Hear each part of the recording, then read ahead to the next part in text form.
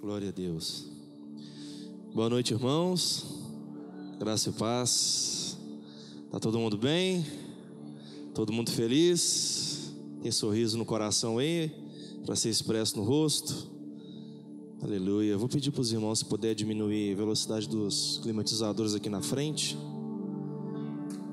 Aleluia. Se você sentir que está quente aí, pode deixar, mas se puder diminuir, agradeço. Amém?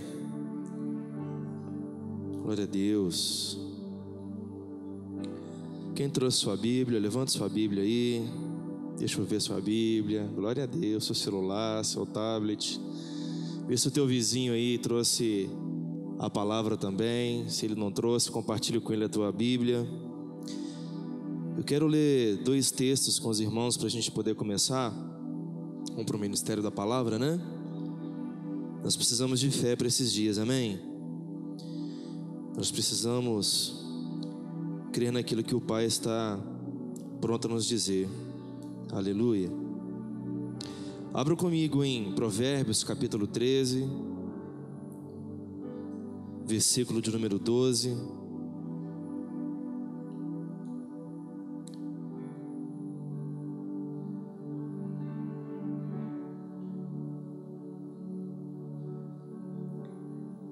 Livro de Provérbios, capítulo 13, versículo 12. Todo mundo achou aí? Como é que está o teu coração? Seu coração está bem? Pergunta para o teu vizinho, como é que está o teu coração? Teu coração está bem? Olha nos olhos do seu vizinho aí. Pergunta mesmo, deixa ele sem resposta não. Se você puder, sentindo a liberdade, faz uma segunda pergunta para o seu vizinho aí. Sua família está bem? Está bem? Pergunta para o Giovanni aí, Marcelo. Sua família dele está bem? Responde aí, Giovanni. Está bem? Amém? Quantos casados nós temos aqui nessa noite? Você que é casado, levante sua mão. Glória a Deus. Pergunta para esse casado próximo de você, como é que está seu casamento? Seu casamento está bem? Eia! Aleluia! Aleluia! Quem está namorando aí, dá um sinal aí, dá um salve aí, pastor aqui, quem está namorando. E aí, seu namoro está bem? Eternamente, né, pastor? Isso aí. Amém. A gente precisa estar bem, né, irmão? A gente precisa estar em paz, né? Às vezes as coisas fogem do nosso controle. Às vezes as coisas tomam uma proporção de desordem, de caos na vida da gente. Coisas que nós não tivemos o domínio, não tivemos o controle e acontecem contra nós. E acabaram nos prejudicando, acabaram trazendo para nós um revés. E acaba trazendo sobre nós um peso que acaba dificultando a nossa caminhada. E você enfrentar um dia de luta, 2 dias de luta, 3 dias de luta, você acaba às vezes até tendo uma certa determinação. Quando você tem um alvo, você tem um foco, você tem uma visão, você tem um objetivo onde você quer chegar, tudo é legal.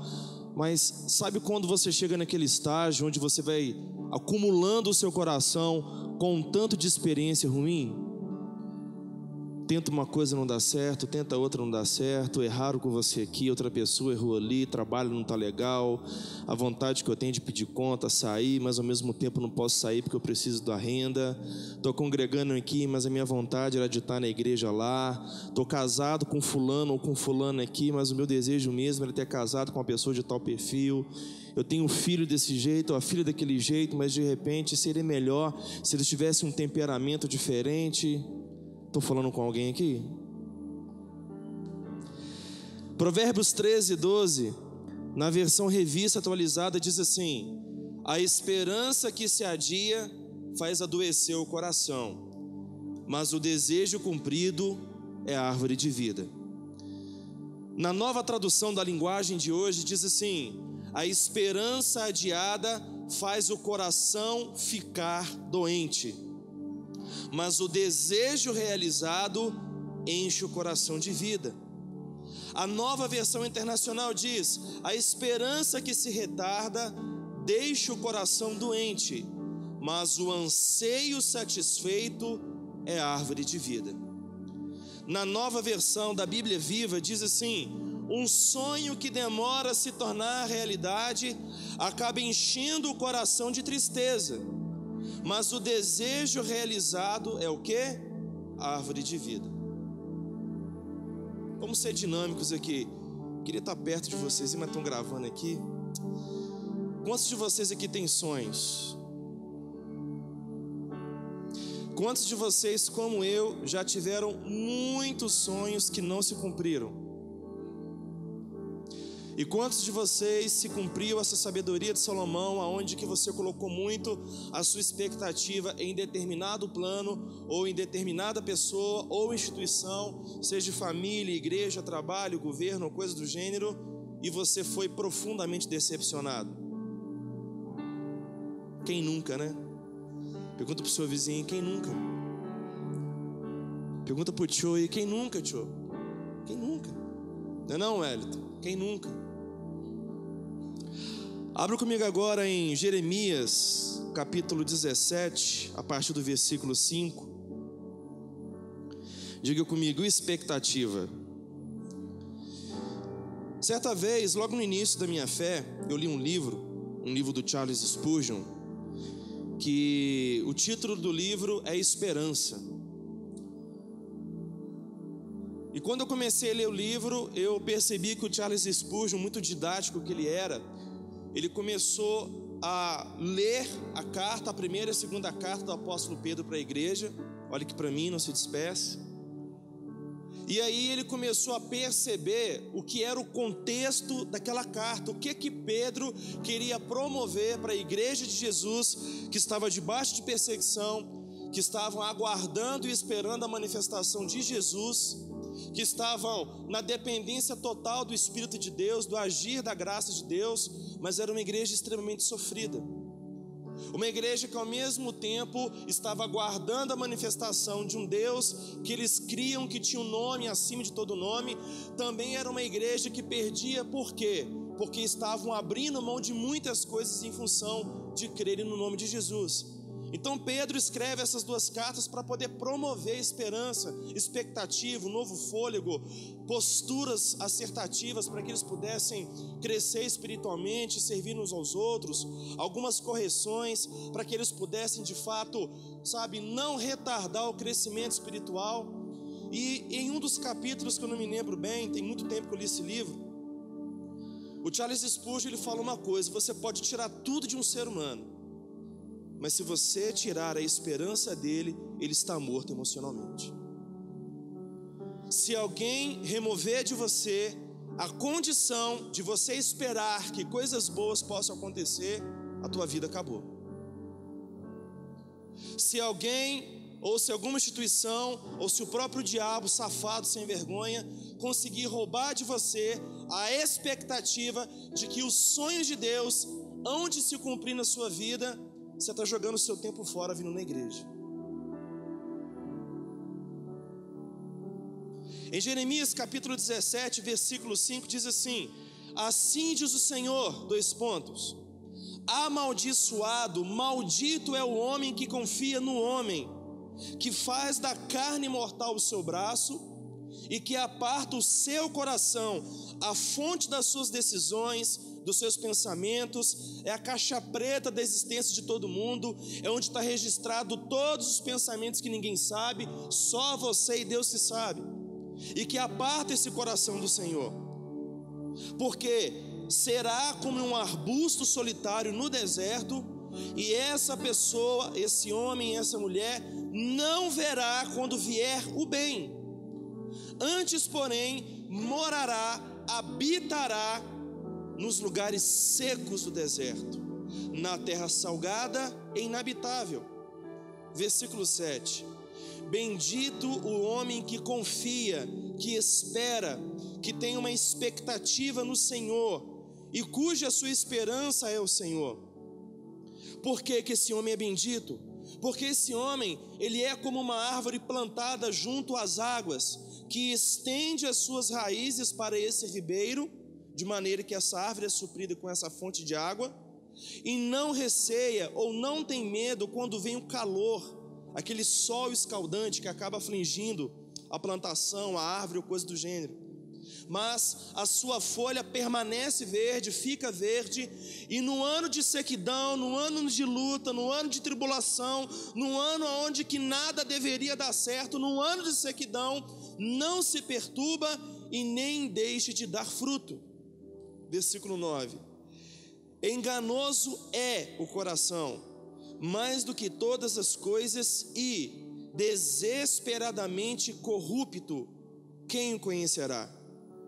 Eu, Senhor, eu esquadrinho ou me aprofundo no coração de cada um de vocês, eu provo os pensamentos, e com qual finalidade? Isso para dar a cada um segundo o seu proceder, as suas ações, as suas atitudes, ou em outras palavras, para que eu, Senhor, possa retribuir a vocês de acordo com as suas reações quando eu provo o coração de vocês. Quem está entendendo diz amém. E isto para dar a cada um segundo o seu proceder, segundo o fruto das suas ações, das suas atitudes. Então vamos lá. Começamos lendo o texto de Provérbios, onde que Salomão afirma que uma expectativa adiada, ela faz o quê? Ela faz com que o seu coração, a sua alma, a sua mente, a sua base de você raciocinar, de você pensar, de você calcular, a base, a sede das suas vontades, dos seus desejos, acaba adoecendo. Nós estamos vivendo num tempo hoje que socialmente as pessoas elas estão comprometidas com tantas coisas, mas elas estão descomprometidas com aquilo que é mais importante, descomprometidas com a sua própria vida. Nós estamos vivendo uma realidade hoje onde que em busca de você ter a aceitação do próximo, você anula a si mesmo e você acaba se condicionando a ter o que os outros têm, a fazer o que os outros acham que você tem que fazer, para que você possa pertencer a algum lugar, alguma instituição ou alguma coisa que momentaneamente te faça bem. E assim muitas pessoas casam errado, e principalmente dentro da igreja, tá? É aquele jovem, aquela jovem que se casa porque não está aguentando mais ficar no pecado sexual, se casa porque não está aguentando mais ficar lá prestando conta para pai e para mãe, quero ter minha independência, casa com motivação errada. Aí quando a pessoa entra para dentro do relacionamento, ela coloca uma expectativa de que eu casei com uma pessoa que vai me fazer feliz. Essa pessoa, sem ela saber, sem ter essa definição com ela se amaldiçoou, Tiago. Ela se amaldiçoou porque ela confiou na força do braço dela, e ela confiou na força do braço da pessoa com quem ela se casou. Trouxe maldição para ela mesma e trouxe maldição para a pessoa com quem ela se casou. Aí o problema é o seguinte, que nós como seres humanos, nós somos extremamente seletivos, né? Nós não queremos desconforto, a gente não quer perturbação, a gente não quer ficar discutindo, a gente casou para ser feliz, amém? A gente namora para ser feliz, amém? A gente trabalha para ser feliz, tudo que você faz, você quer ser feliz, sim ou não? Não é verdade? Aí o seguinte, só que quando você se casa, você está experimentando só infelicidade. Por quê? Porque a expectativa que você colocou na pessoa que te faria feliz foi uma expectativa errada. Você se amaldiçoou e você amaldiçoou a pessoa com quem você se casou. Mas e agora eu sou crente, o que eu vou fazer? Nós como seres humanos, o caminho mais fácil que a gente acha, a primeira coisa que vem na mente é o quê? É desistir.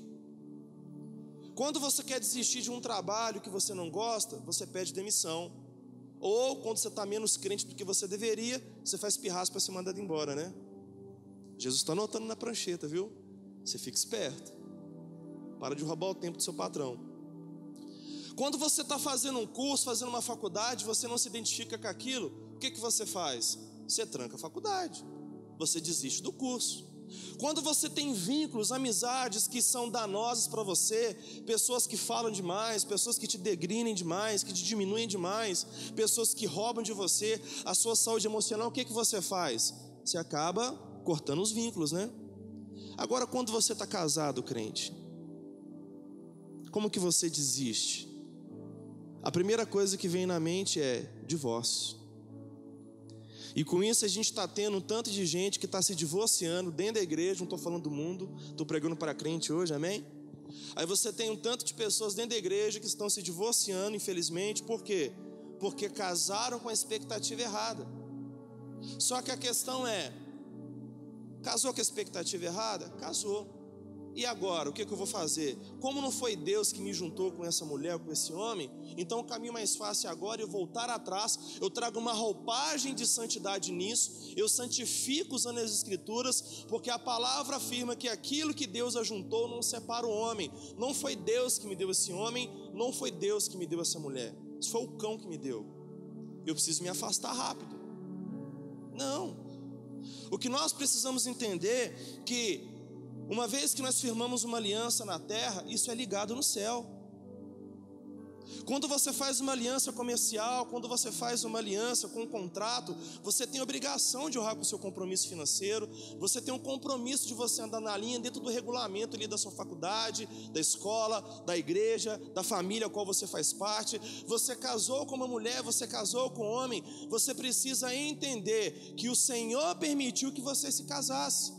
Se o Senhor permitiu, o Senhor, querido, de repente Ele nunca foi consultado por você, porque você entrava na oração e falava: Deus, Tu sabes muito bem que não quero ficar só, eu tenho entendido que o Senhor me mostrou tal pessoa, nossa, como essa pessoa é linda, o Senhor é bom demais, obrigado, Senhor. E não dá nem espaço para Deus falar.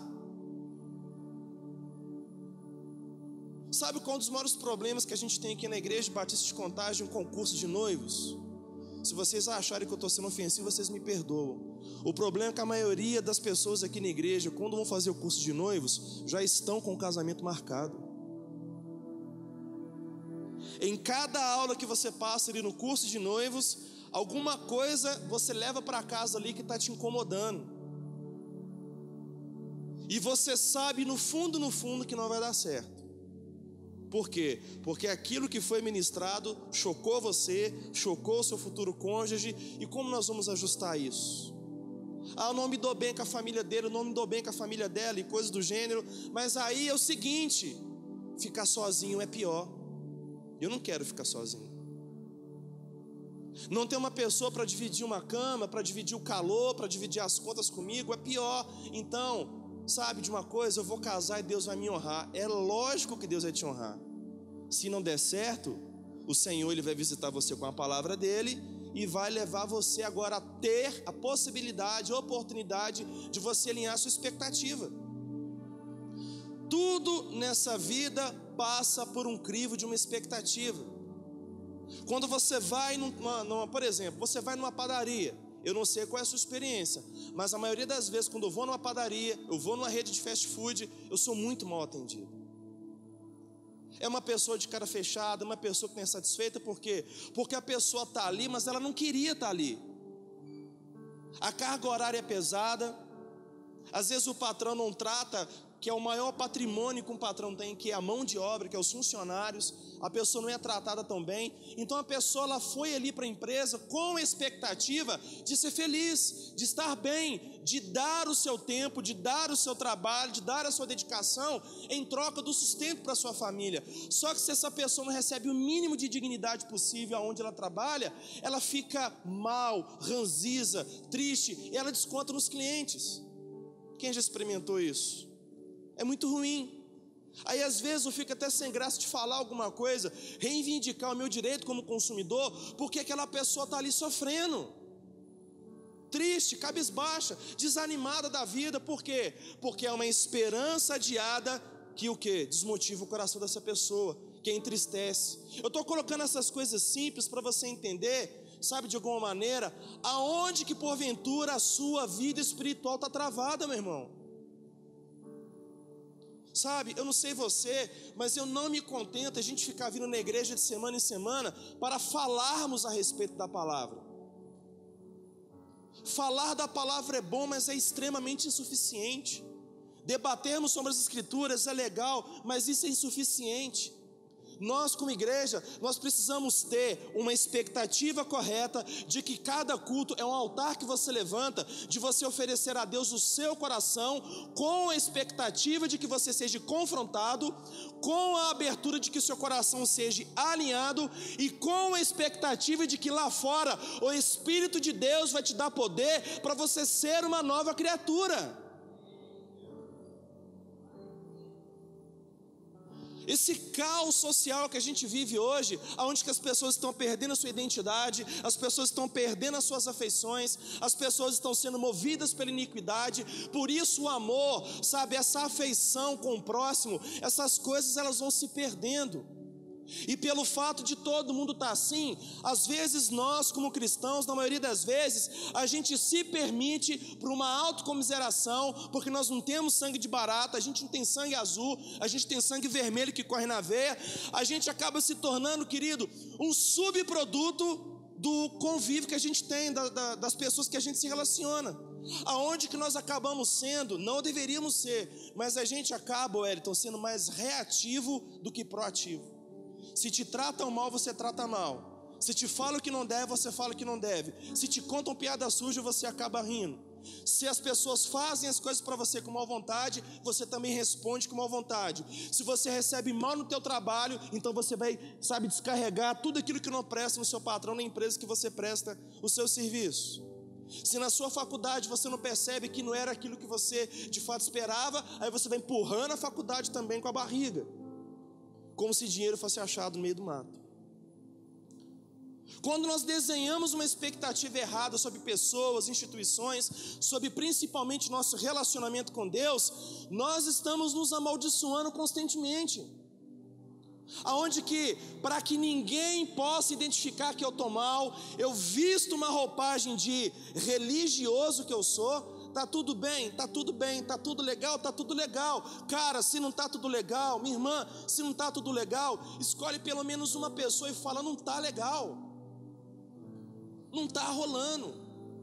Entenda, olha aqui para mim, em nome de Jesus, me dá sua atenção aqui. Se o seu casamento não tá bem, escolhe pelo menos uma única pessoa de confiança e abre a caixa preta e fala do jeito que estão as coisas, gente. Se os seus filhos não estão te agradando, se a experiência de ser mãe, se a experiência de ser pai está uma coisa destrutiva, desagradável, sabe, uma coisa desconfortável, em nome de Jesus, abra o teu coração, porque Tiago 5,16 fala que se nós confessarmos os nossos pecados, as nossas falhas, os nossos desajustes, os nossos erros uns aos outros, nós podemos orar uns pelos outros e sermos curados. Porque quando você abre o coração, você fala o que está mal, uma pessoa te escuta e pela graça de Deus, pelo Espírito de Deus, essa pessoa pode te levar para a palavra e pela palavra ela pode levar você a ter a sua expectativa alinhada com aquilo que você está se decepcionando. Vocês estão entendendo o que eu quero dizer?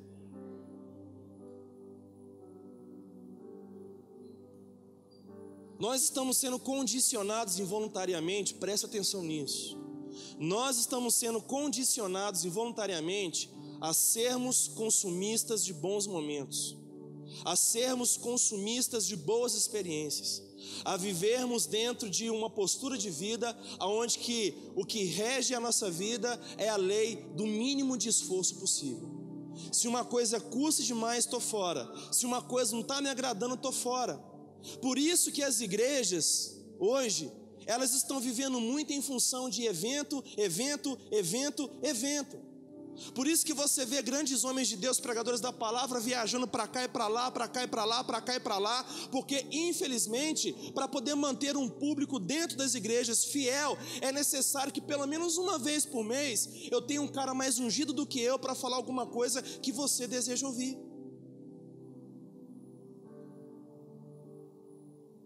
Sabe o que é isso? Isso é falta de perspectiva de família. Isso é falta de expectativa de você entender que a igreja onde você congrega, ela é uma família. Aonde que Todos os dias que existe um culto, seja nas casas, seja na praça feita pela sua igreja, ou seja no templo, realizado junto com os irmãos, entenda bem, espiritualmente é como uma mesa posta diante de você, para que tenhamos comunhão, para que tenhamos relacionamento. Agora, relacionamento sem intimidade é falsidade. E aonde há falsidade, não existe liberação da bênção do Senhor. Não é que o seu pastor ou os seus pastores estão menos ungidos, é porque de repente eles estão sobrecarregados, porque nós como filhos deveríamos estar assumindo algumas coisas que eles estão tendo que assumir por nós, porque nós estamos ocupados de nós, correndo atrás dos nossos próprios interesses. Expectativa errada.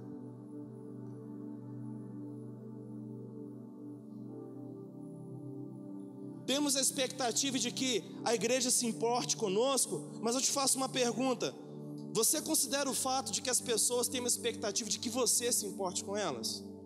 De que você ligue para elas, de que você faça uma visita para elas?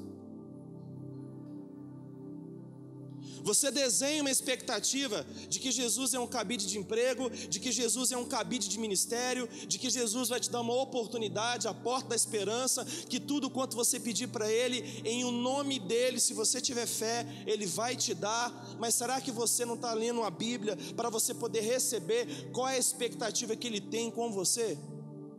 Qual é a expectativa que Ele deposita em você? Entenda bem, o apóstolo Paulo, em várias passagens, principalmente na sua segunda carta aos Coríntios, ele expressa para os irmãos qual era a vida dele, a experiência da vida dele. E ele chega em um determinado ponto, queridos, que ele fala assim: eu sei de uma coisa, eu sei que ele, Jesus, morreu por todo mundo. Com qual objetivo? Para que aqueles, eu e você, por quem ele morreu, não vivamos mais para nós mesmos, mas vivamos para Ele que por nós morreu e que por nós ressuscitou. Ou seja, vamos desenhar uma coisa aqui: eu e você estávamos caminhando para o inferno, para a condenação, com uma vida cheia de maldição. Não é verdade isso? Aí você se depara com a chamada do Evangelho, aonde que por amor Jesus se entrega por você, se faz maldito no seu lugar, e se de todo o coração você crê que a obra dele é suficiente para te justificar diante de tudo aquilo que é o reino espiritual, o mundo espiritual, se você de todo o coração crê que Jesus Cristo é o Senhor, e com a tua boca, com o teu coração você crê e confessar isso, certamente você vai experimentar a salvação. Só que a salvação, ela não se dá apenas no momento onde que nós imprimimos um carimbo em você, seja nova criatura, e aí você fica, sabe, de uma maneira, digamos assim, estática, esperando que tudo de bom aconteça na sua vida, porque um sangue foi derramado há 2000 anos atrás. Jesus é bom, sim ou não? Ele é muito bom. Mas entenda bem, Jesus, Ele morreu no meu e no seu lugar para de fato nos dar o livre acesso à presença de Deus. A presença de Deus. A presença de Deus.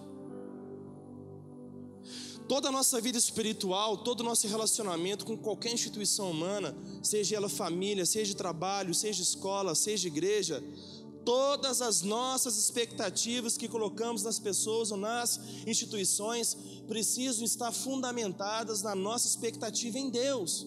O que Deus pensa a respeito da minha família? O que Deus pensa a respeito da escola onde eu estudo? O que Deus pensa a respeito do meu trabalho? O que Deus pensa a respeito da igreja onde eu congrego?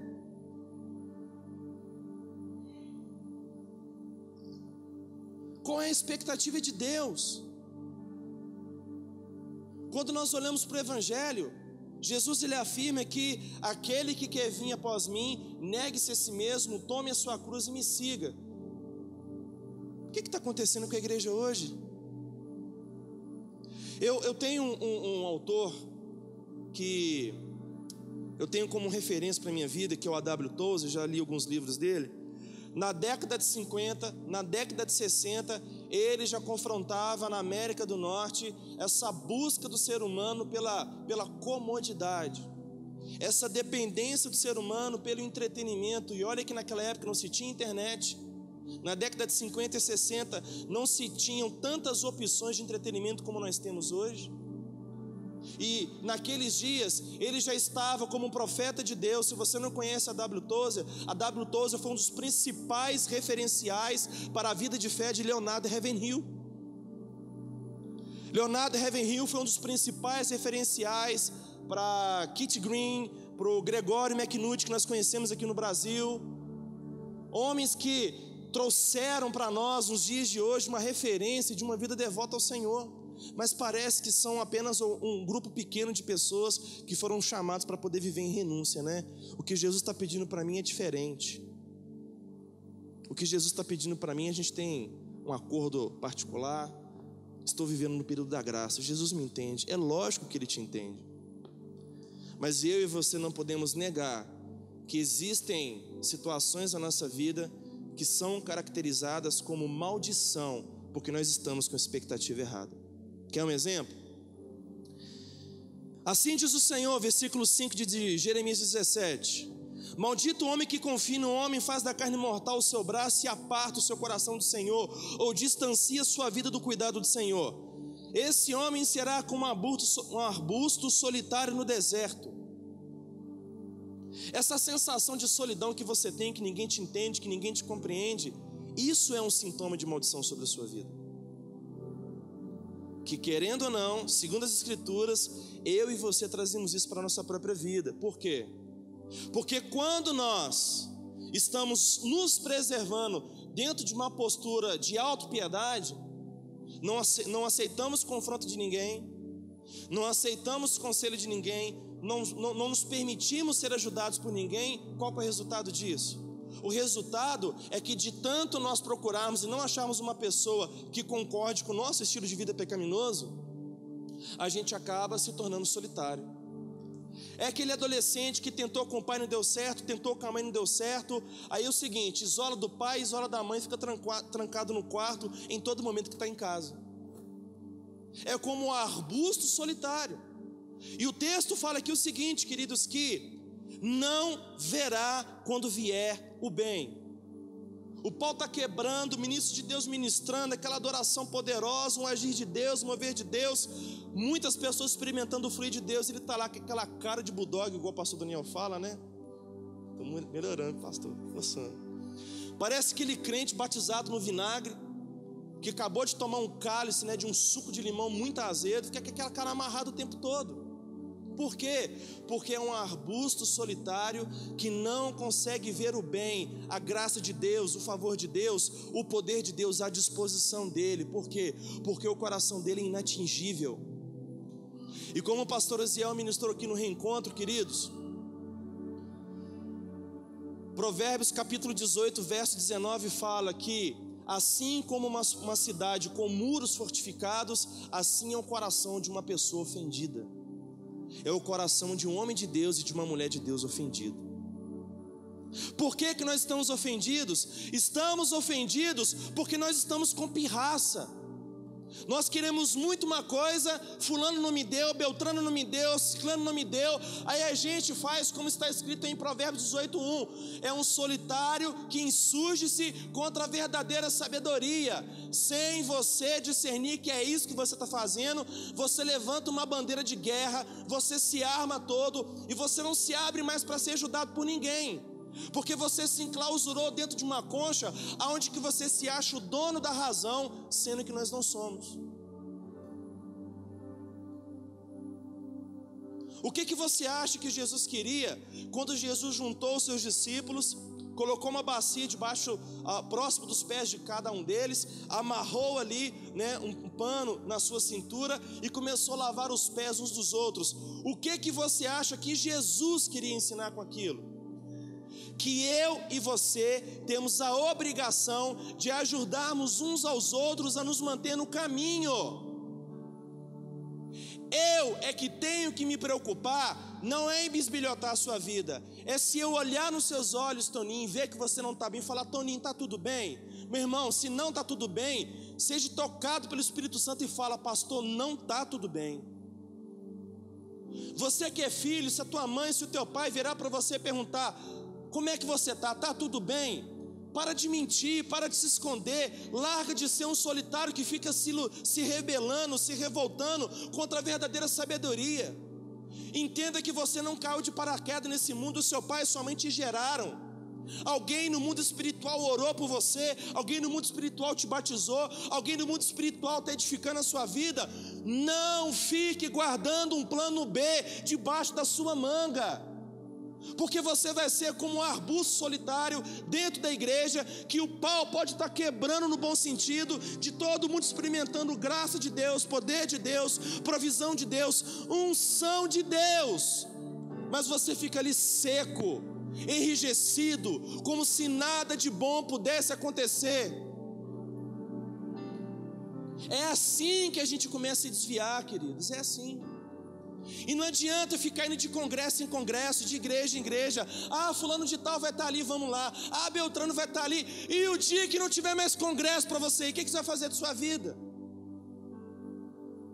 E o dia que você não tiver mais internet para você ficar vendo pregadores na internet, o que você vai fazer? Eu oro em nome de Jesus, que Jesus te coloque num tubo de aço, que você não tenha opção mais para fugir, onde que você se encontre unicamente, exclusivamente com Ele, e que Ele possa revelar ao seu coração o princípio de você ter uma expectativa correta. Vamos lá, pessoal. Versículo 7. Não, continuando aqui no versículo 6. Antes, porém, essa pessoa habitará, ela estará continuamente nos lugares secos. Um lugar seco, inabitável, um lugar que não tem alegria, um lugar que você não consegue ter uma perspectiva de que coisas boas possam acontecer. É um abismo que vai levando a outro abismo, igreja. Percebe isso? Quem é que tem o poder de te ofender? Você já se perguntou isso? Quem tem o poder de te ofender? Já parou para pensar, Bárbara? Ninguém tem o poder de me ofender, apenas eu. Se alguém vira para mim e afirma alguma coisa ao meu respeito, se eu concordo com aquela pessoa e se eu permito que aquela palavra entre no meu coração como uma flecha, eu estou dando o poder daquela pessoa me ofender, e eu fico triste.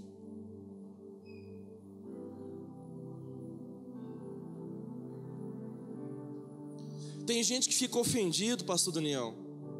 Ô amado, graça e paz, tudo bem? Não te vi na igreja hoje, como é que você está? E lá vem cobrança. Nós somos família ou não? Nós somos família ou não?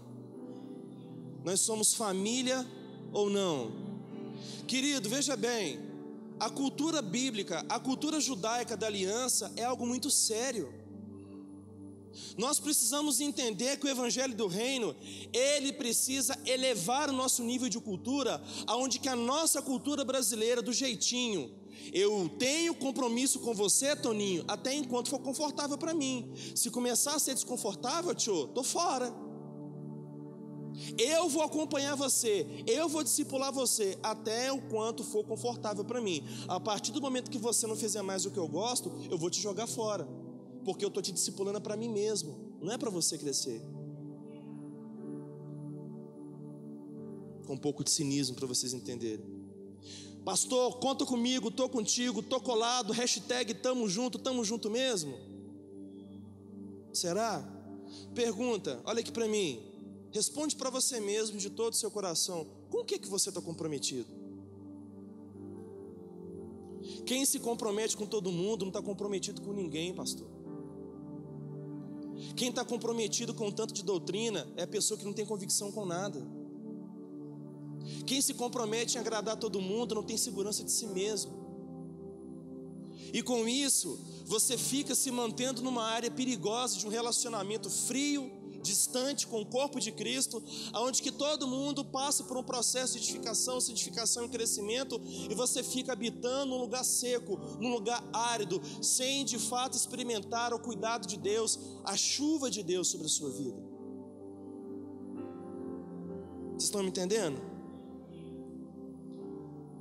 Agora, quando nós criamos uma expectativa errada sobre as pessoas,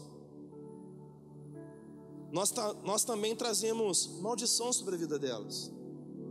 Não diretamente, mas indiretamente. Maldição no sentido de desconforto. Primeira coisa que eu quero pontuar: a maldição da prisão dentro das expectativas dos outros sobre nós. A maldição acaba prendendo as pessoas em outras. Por presumir ou deduzir coisas além da realidade, acabamos com o nosso relacionamento, com os nossos relacionamentos. Veja bem, eu digo para vocês uma experiência minha, que é uma coisa que os meus pastores me ajudam. Eu colocar sobre a minha esposa ou sobre os meus filhos a expectativa de que eles têm que ser ou que eles têm que fazer uma coisa que eu acho que eles têm que ser, que eles têm que fazer. Quem disse que esposa de pastor tem que ser pastora? Quem disse que esposo de pastora tem que ser pastor? Onde está escrito isso?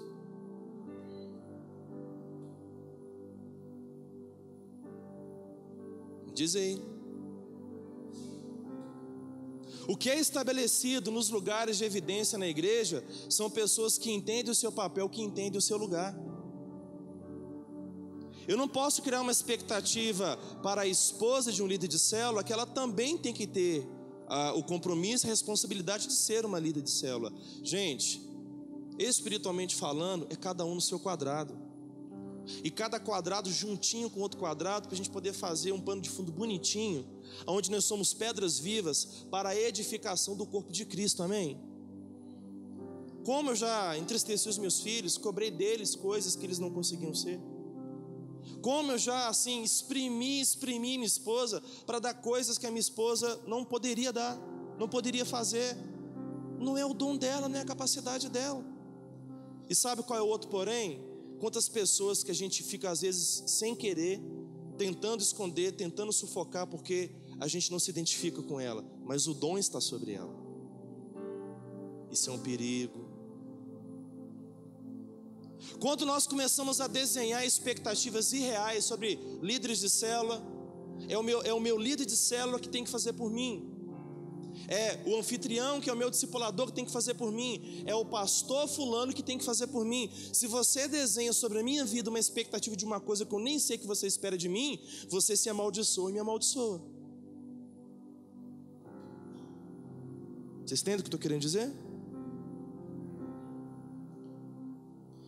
Nossos líderes não têm por obrigação se enquadrar dentro dos padrões que nós desenhamos. Querido, veja bem, olha aqui para mim.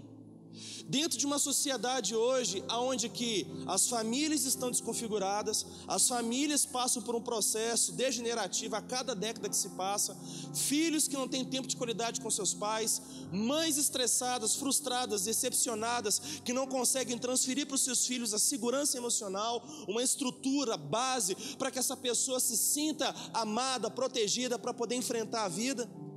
A família, ela é a matriz da sociedade. Todo ser humano, ele deveria ser forjado dentro da família, ser edificado dentro de uma família. Você tem que crescer, querido, dentro daquilo que o seu pai gerou em você, daquilo que a sua mãe foi gerando em você, ao ponto de que a segurança, firmeza, base, para que você seja uma pessoa equilibrada, um bom cidadão. Tudo isso nós não aprendemos na igreja a princípio, a gente tem que aprender dentro de casa. Aí sabe o que está acontecendo hoje? Olha a crise aí social. O problema hoje, irmãos, é que pelo fato de termos uma experiência ruim dentro de casa, nós temos um problema com a autoridade. Então nós vamos na igreja porque nós queremos Jesus, mas nós não queremos que a liderança de Jesus, manifestada através da vida de homens e mulheres, venham sobre nós determinar para mim, Toninho, o que eu tenho que fazer e o que não tenho que fazer, porque a vida é minha, eu faço dela o que eu quero. Mas eu quero Jesus, mas eu não quero a igreja dele me ajudando. Eu quero Jesus e, se possível, eu quero que a igreja de Jesus pague as minhas contas, resolva o meu casamento, resolva as minhas pitangas. Mas eu não quero que ninguém meta o bedelho na minha vida, porque a vida é minha. Faz sentido para vocês? Estou pregando para alguém aqui?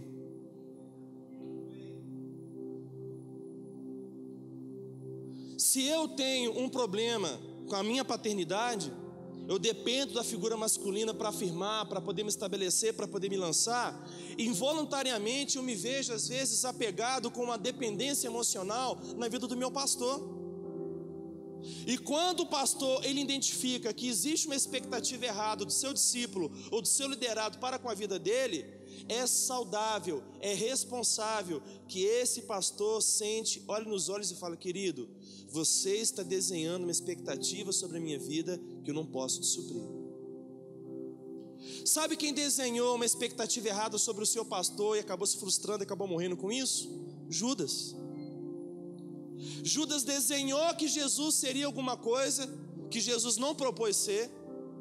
Judas começou a perceber que Jesus estava indo por um caminho que ele não estava disposto a seguir. E Judas, com o coração ofendido, ele determina no seu coração um plano aonde que ele sairia, mas não de mão vazia, com alguma coisa nas mãos. Alguns historiadores, eles deduzem, biblicamente falando, que Judas queria, com aquela atitude de trair Jesus, que no ato que ele fosse preso, aquele homem que tem o Hulk dentro dele, quando ele fosse preso, fosse açoitado, o Hulk dentro dele pudesse manifestar, ele pudesse quebrar tudo, agir como um grande e poderoso herói para poder salvar Israel. É apenas uma possibilidade, mas não foi assim. Então às vezes nós vamos estressando a atmosfera relacional dentro de casa, dentro da família, no trabalho, na faculdade, nos nossos relacionamentos, antes do casamento, dentro da igreja, dentro da célula, porque nós estamos determinando que os pastores, líderes, pastoras ou coisas do gênero precisam ser aquilo que eu preciso. Não, o que você precisa rever biblicamente o que é que você precisa. Porque depois que Judas percebeu que ele quebrou o vínculo, que ele quebrou o relacionamento com um homem que demonstrou amor por ele como ninguém antes tinha havido demonstrado, Judas, ele caiu em remorso terrível, ao ponto dele tirar a própria vida dele.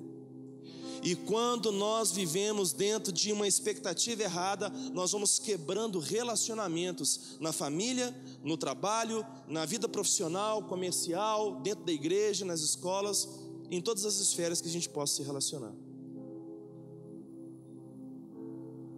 Qual era a Bíblia? Eu vou perguntar isso mais uma vez. Qual era a Bíblia que a igreja primitiva lia nos primeiros séculos? Testemunho oral, gente. Eles não tinham esse privilégio que nós temos, de nós temos a Bíblia registrada aí, em papel, ou no seu equipamento eletrônico. Mas eles tinham um privilégio que, na minha opinião, digo eu, Rafael, tá? Eles tinham um privilégio que nós estamos negligenciando hoje. Relacionamentos com objetivo de edificação para amadurecimento espiritual.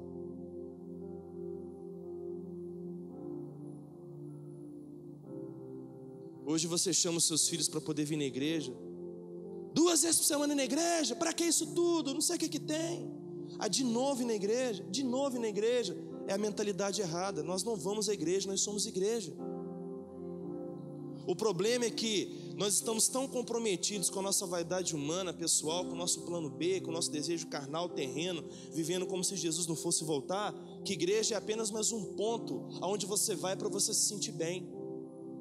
Eu já estou bem, vou na igreja hoje não. Antes vim na igreja porque estava mal, porque estava fugindo de alguma coisa, ou à procura de alguma coisa. Agora que já achou aquilo que a carne queria, agora que já encontrou a costela perdida, agora que já arrumou o emprego, agora que a empresa já prosperou, agora que já está bem, nada lhe faz falta, agora que deveria ser mestre, agora que deveria ajudar, agora que deveria servir, tira o corpo fora. A Bíblia que os discípulos liam nos primeiros séculos era o testemunho oral que uns compartilhavam com os outros. O que João viu, o que João apalpou, o que João teve a oportunidade de se reclinar ao colo de Jesus, deitando no peito de Jesus, isso João compartilhava com a igreja. Para quê? Para que eles pudessem crer naquilo que João cria. E preste atenção numa coisa: vocês, quando vêm para a igreja, nós, quando estamos vindo para a igreja, nós queremos mais do que ouvir uma pregação, nós queremos vida. nós queremos toque, nós queremos afeto, nós queremos igualdade de comportamento, nós queremos a justiça de Deus se manifestando por igualdade na igreja. Agora, posso afirmar uma coisa com muita clareza para você? Se você não está comprometido com Cristo, não espere que a sua igreja será um lugar de justiça, porque você está cooperando para que a sua igreja esteja cada dia pior.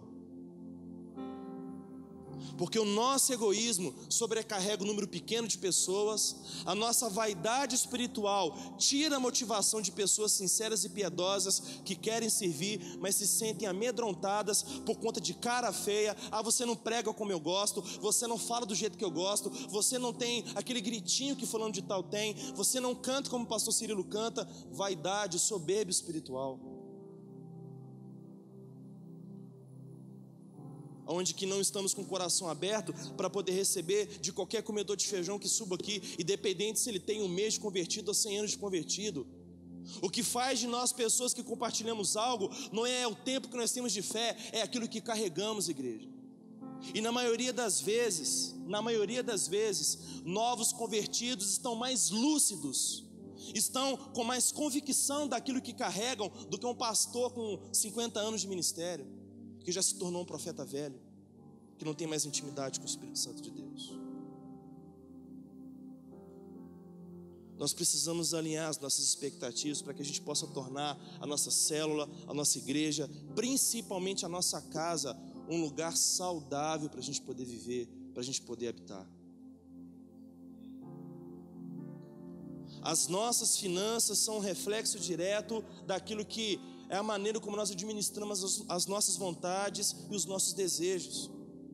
Vivemos um tempo hoje onde que a igreja tem dificuldade de jejuar, de fechar a boca. Vivemos um tempo hoje que a igreja tem dificuldade de orar, de se debruçar com a cara no pó para falar com o único que o entende, que o conhece, que pode de fato trazer a resposta e a solução para a sua própria vida. É o tempo que a gente está vivendo hoje. Os últimos dias. E eu volto a fazer a pergunta que eu fiz quase no início da ministração: com o que você está comprometido?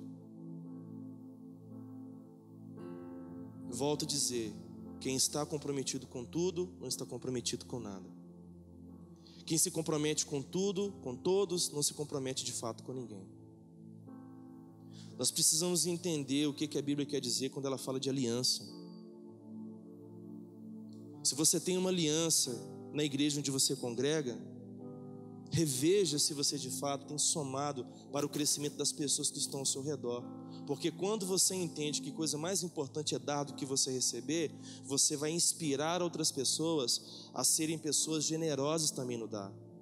Porque é quando você dá amor, as pessoas elas aprendem também a dar amor. Quando você oferta financeiramente, as pessoas também aprendem a ofertar financeiramente. São coisas que quebram, querido, barreiras, sofismas, quebram fortalezas de pensamento, coisas que são culturas que nós trazemos do passado para dentro da igreja. Aleluia! Diga comigo só para poder ficar fixado na sua mente: eu vou parar de me amaldiçoar com expectativas erradas.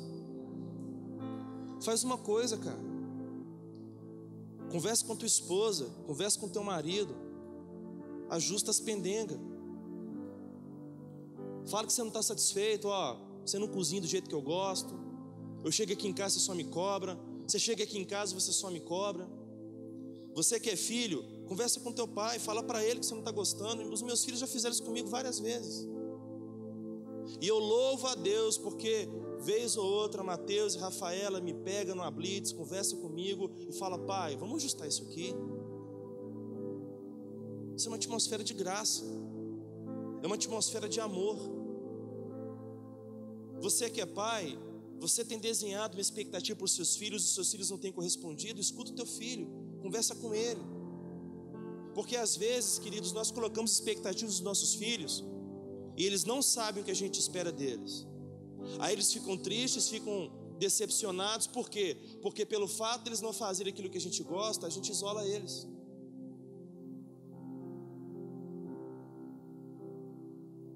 A gente não dá atenção que eles precisam, eles não só merecem, eles precisam receber, porque eles não pediram para nascer.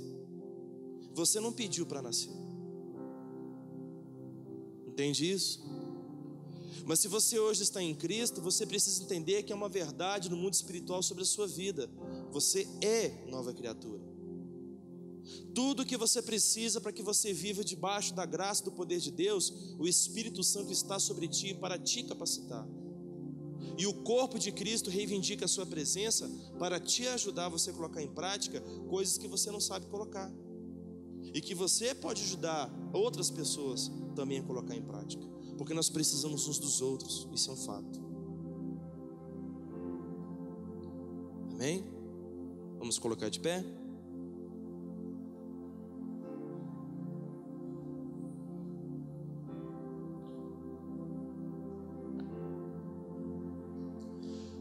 Quando você coloca a sua expectativa no Senhor,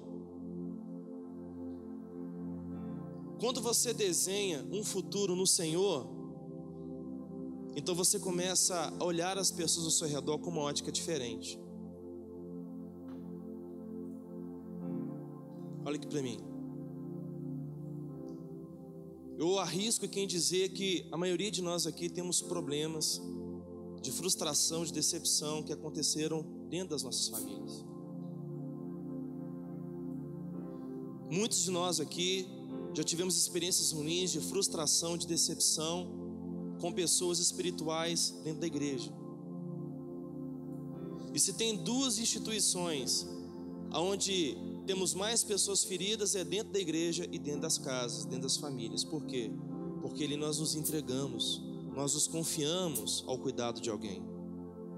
E pelo fato da gente não deixar as coisas muito claras, eu pensar de você o que eu penso e você falar para mim o que você pensa, não é uma questão de ofender, é uma questão de você deixar claro, cara, eu gosto muito de você, e sabe, e todas as vezes que você faz isso, você me edifica, mas por conta disso, eu estou sentindo melhor me afastar de você.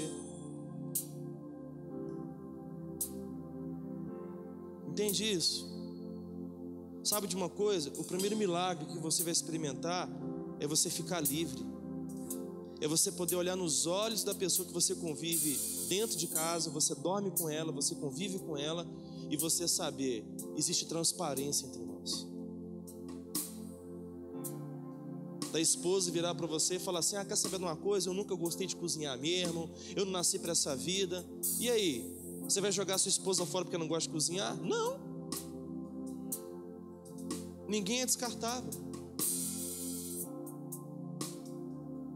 Nós podemos aprender a fazer as coisas juntos. Teve um dia que eu cheguei assim na Copa, a minha esposa estava fazendo para casa com o Samuel, e o Samuel desatento ali, sabe, com muita dificuldade, a Dani cansada, já estava quase 1 hora ali tentando fazer para casa. Ela já estava começando a mostrar sinais de irritabilidade com ele. Eu falei: deixa comigo. Peguei ele, levei ele lá para o escritório, lá no fundo da casa, sentei com ele. Os primeiros 40 minutos foram muito desconfortáveis para ele, mas para minha esposa foi um alívio. Os primeiros 40 minutos para o meu filho e para mim foram muito desconfortáveis, mas 1 hora depois estava divertido a gente fazer o para casa junto. E aí eu caí em si quando eu peguei o caderno de anotação que meu filho leva para a escola, o caderno de recadinho, né? Que os nossos filhos no ensino fundamental têm. Eu percebi, pastora Marilene, que todos os recados que as professoras mandavam eram só endereçados para a Dani, não eram endereçados para mim. Isso foi um tapa na minha cara. Ajudei o meu filho a fazer o para casa, escrevi um recadinho para a professora, mandei para ela. Ficamos ali 3 horas juntos, 3 horas e meia juntos. No outro dia, o meu filho chegou em casa com a felicidade, com a alegria que nós nunca tínhamos visto na vida do Samuel. Depois que eu sentei com meu filho e eu comecei a entender que eu estava falhando no papel como pai de ajudar o meu filho a fazer um para casa, a postura do meu filho na escola foi diferente. O meu filho hoje tem alegria de ir para a escola, coisa que ele não tinha antes. Às vezes, as nossas esposas, elas não têm alegria em limpar a casa, em cozinhar, em fazer as coisas, porque a gente não valoriza o que elas fazem. A gente já desenhou uma expectativa errada, que a gente copiou dos nossos passados, que trabalho de mulher de casa é fazer tudo e sem reclamar, sem murmurar. Às vezes o marido, ele não tem prazer de ir embora para casa, ele tem que jogar bola, ele tem que ir para tal lugar, ele tem que ir direto para a televisão, chegar em casa e ficar com a cara na tela do celular, porque quando ele chega em casa, a primeira coisa que ele recebe não é uma boa noite. Tem que comprar isso, tem que comprar aquilo, tem que fazer aquilo outro, você não pagou aquela conta. Gente, ninguém aguenta isso não. E o pior, que os nossos filhos, eles crescem debaixo dessa atmosfera de cobrança. Por isso que tem muito filho que não quer casar. Ou por isso que tem muito filho que quer casar rápido, para sair daquela atmosfera dizendo: quando eu casar vai ser diferente. Aí o resultado é que ele casa e cria uma atmosfera libertina dentro de casa, que ele não cobra nada da esposa, a esposa não cobra nada dele, não cobra nada dos filhos. Aí os filhos crescem soltos, sem ter limite. Entende como é um problema social? Como que a igreja entra nisso? Simples. Eu e você precisamos entender que o Senhor faz com que órfãos sejam enxertados na família, que é o corpo de Cristo. Se nós temos problemas assim como eu tenho, eu me coloco como modelo dessas pessoas. Eu tive em minha vida de fato consolidada quando eu fui enxertado na igreja, e eu entendi que a igreja, ela é a família de Deus. E eu aceito que eu seja corrigido. Já errei demais, mas eu aceito ser corrigido. Aceito ser corrigido. Não fique escondendo seus pecados, escondendo suas expectativas. Mostre para os seus irmãos, aqueles que de fato você sabe que você pode confiar, quem você é. E tenha certeza que pela palavra de Deus, pelo amor de Jesus, as suas expectativas serão alinhadas, e a maldição que nós trazemos sobre as nossas vidas por conta da expectativa errada, elas vão cair por terra. A igreja não pode ser um lugar de peso. Culto hoje de novo. Ai, célula hoje de novo. Se o nosso coração está assim, é porque terrivelmente estamos enfermos espiritualmente. Vamos orar? Senhor, nós queremos colocar os nossos corações diante de Ti. E nós queremos clamar ao Senhor por misericórdia, Pai. Nós precisamos de cura. Já ferimos tantas pessoas com as nossas palavras, já amarramos tantas pessoas com as nossas expectativas erradas. Precisamos liberar perdão para algumas pessoas que, depois de termos servido tanto, pessoas que nós achamos que elas nos deixaram ou nos traíram, porque desenhamos uma expectativa de que elas deveriam dar alguma coisa em retribuição ao investimento que nós fizemos na vida delas. Senhor, os nossos cônjuges, eles pertencem ao Senhor. Os nossos filhos, eles pertencem ao Senhor. Os nossos irmãos naturais, os nossos irmãos espirituais, tudo pertence ao Senhor. E nesse momento, Senhor, pedindo cura, desejando muito, muito, muito que nós possamos ter cura, nós queremos pedir ao Senhor que o Senhor venha nos dar estratégia individual para cada um. A quem nós devemos pedir perdão, a quem nós devemos liberar perdão, a quem nós devemos sentar na mesa, dividir um café, olhar nos olhos e dizer: olha, eu preciso ajustar as coisas com você. Ajude-nos a reconhecermos o nosso orgulho, a nossa soberba espiritual, quando nós não nos respeitamos uns aos outros como irmãos, não valorizando o que a outra pessoa carrega. Ah, é fulano de tal, então eu não preciso ouvir o que ele vai pregar. Ah, é fulano de tal, então não preciso ouvir o que a pessoa vai pregar. Que vergonha, meu Deus. Que vergonha. Que vergonha por não considerarmos uns aos outros superiores a nós mesmos. Que vergonha por estarmos construindo um sucesso social fora de casa, mas dentro de casa estamos com tudo arrebentado, fragmentado, destruído, como se o Senhor não nos pedisse conta daquilo que a nossa família é diante do Senhor. Nos perdoe, Jesus. Nos perdoe. Jesus, nós queremos pedir ao Senhor, assim como o Senhor curou aquela mulher do fluxo de sangue, nós estamos sangrando, nós estamos aqui para tocar no Senhor nessa noite, estamos aqui para te pedir misericórdia, Senhor, porque nós não aguentamos mais, nós não aguentamos mais, nós precisamos de uma atmosfera de vida, Senhor. Infelizmente, sem saber, nós estamos pegando tanta coisa lá fora, estamos lançando morte na panela, Senhor, e estamos envenenando uns aos outros. Deus, traga o mover do Eliseu, melhor dizendo, em nosso meio. e que lance cura sobre aquilo que nós estamos pregando, lance cura sobre aquilo que nós estamos ministrando, lance cura sobre aquilo que nós estamos cantando, lance cura sobre aquilo que nós estamos aconselhando, lance cura sobre aquilo que estamos orando, para que nós possamos de fato experimentar a cura, Senhor, em nome de Jesus.